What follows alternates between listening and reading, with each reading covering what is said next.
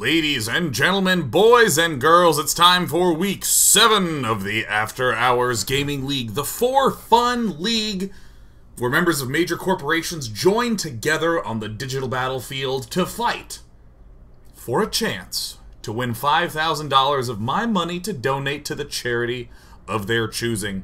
The After Hour Gaming League, supported by Red Bull Gaming, casted by me, Day 9, will go into Game 1 between Palantir and Adobe in this Week 1 match.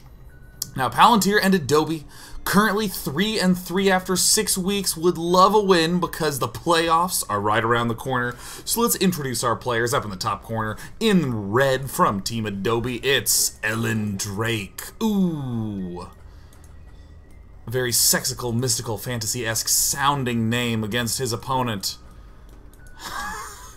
In the bottom, from Team Palantir, it is none other than Raw Octopus. Striking fear into the hearts of his enemies, threatening a full onslaught of 8 tentacles. It's going to be Terran vs. Terran on Polar Night, a map that is indeed oh so droppable. This front side can set up pushes to be dropped at this very dangerous pier that heads to the center of the map, and of course, a little slip in the backside, always common on Polar Night.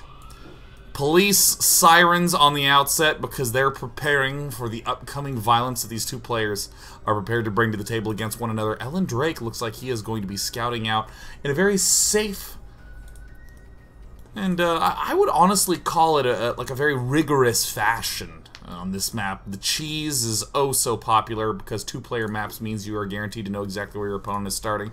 Raw Octopus just trusts that he's too good at micro to ever need to know much of anything. He must be one of those young uns who listens to his music.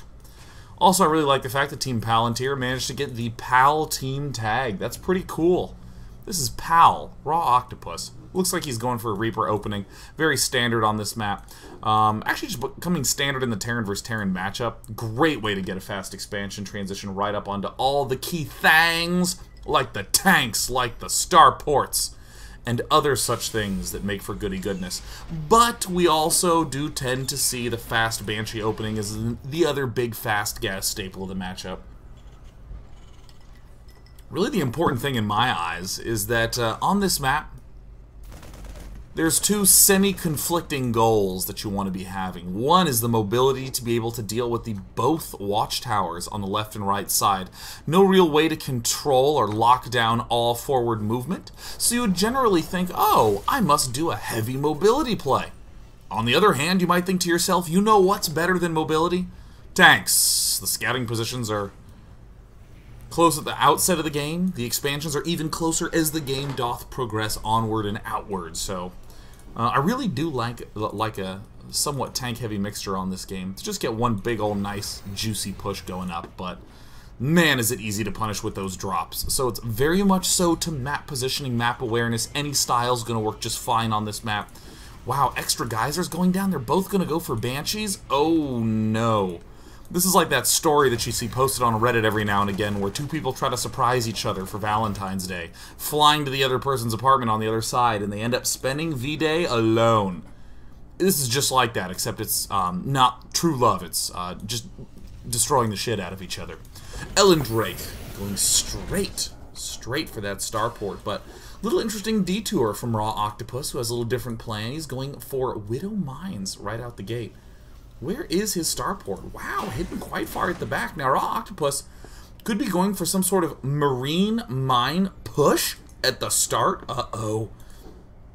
Oh, Raw Octopus. Wow, I knew that squids and octopi were quite clever sea dwellers, but I had no idea the deductive reasoning abilities. He's just managed to fit his head into the tightest possible set of clues to determine the following. Ellen Drake has not revealed a Reaper, has revealed no expansion, has revealed very little else than a sparse collection of Marines.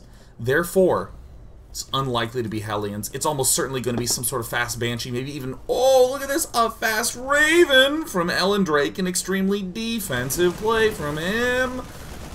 And he's just going to punish it by pushing right up to the op. Oh my god. Oh, that mine. That mine is just like the greatest section of Craigslist. It was a missed connection. Looks like Ellen Drake is opting for a very mobile mix of Hellions, a very versatile mix of the Hellion Raven, in fact. And here we see Raw Octopus with a mine right at the front gates. Oh my god. I mean, they do not teach this at West Point. Raw Octopus would not have succeeded in any world war. Well, if we just put mines on the doorstep of the leader and assume that their country delivers milk... Looks like he's going to have to pull that back. Mine still being produced. He still seems to be predicting a substantial amount of Banshees coming up. Ellen Drake has indeed elected to go for the Banshee count. No way! Since when does a mine manage to get a connection on a Raven? He's like, yeah. He's gonna die with the biggest grin on his face. His job is done.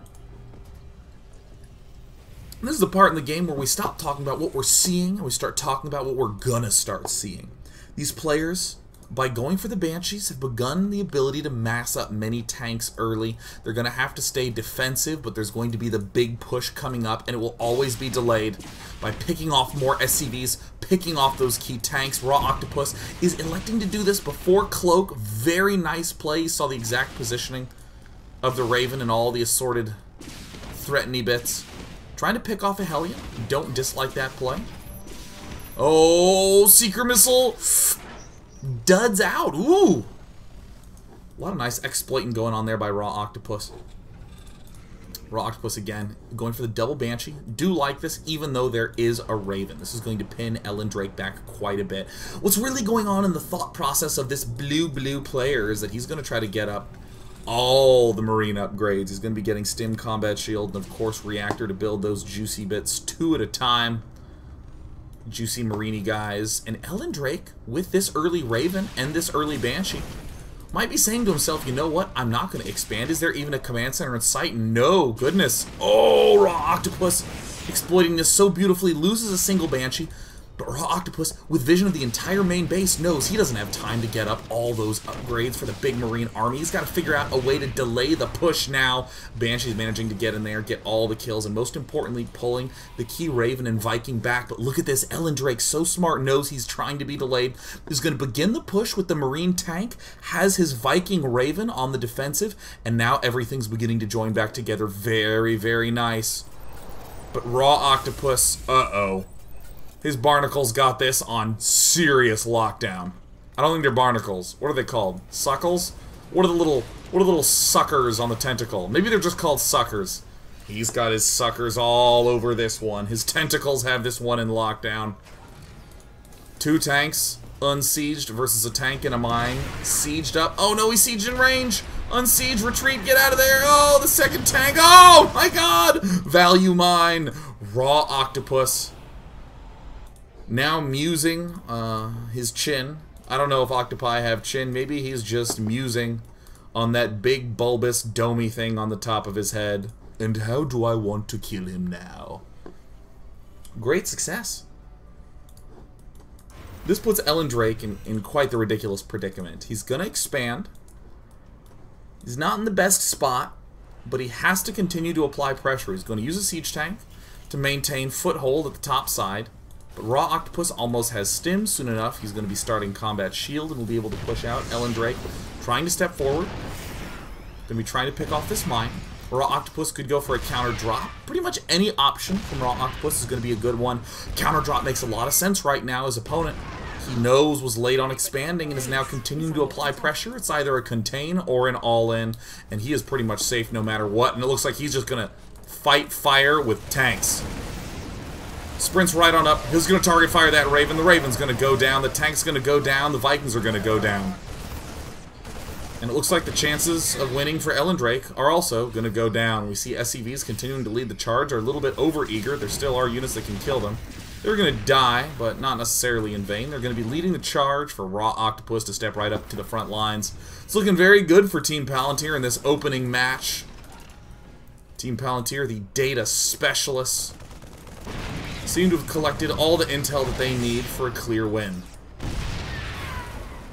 It's like Ellen Drake is trying to set up a little bit of defenses for himself. Raw Octopus has his ninja-esque medevacs scouting at the front side. These barracks not even really spending any time getting up any varying add-ons. Just pushing in for the win.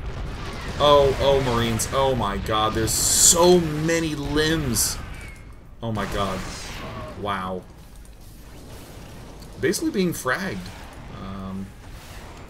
The Viking's going to try to show up and show off this range a little bit, but this is looking very bad for Ellen Drake. It's a single tank versus many tanks, and we're starting to see the Marines. They just dart in. See you later, tank.